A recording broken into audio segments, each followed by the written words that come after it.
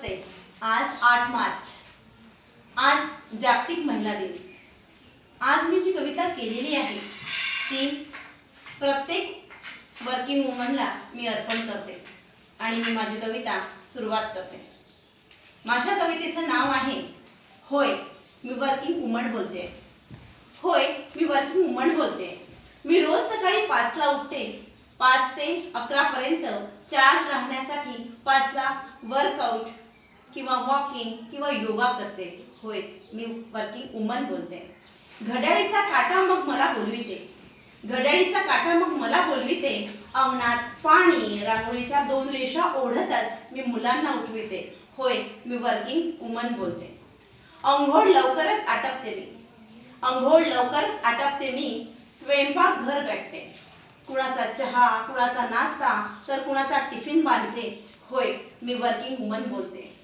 घड्याळाची टिकटिक मला शाळा ऑफिस दाखवते.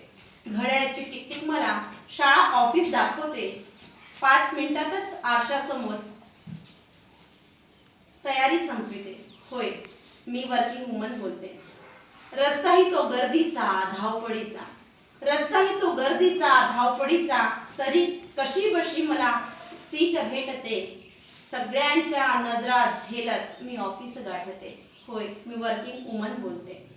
हसतच गुड मॉर्निंग म्हणत मी कामाला लागते. हसतच गुड मॉर्निंग म्हणत मी कामाला लागते. बेस्ट ऑफ बेस्ट करण्याचा तिथेही प्रयत्न करते. होय मी वर्किंग वुमन बोलते.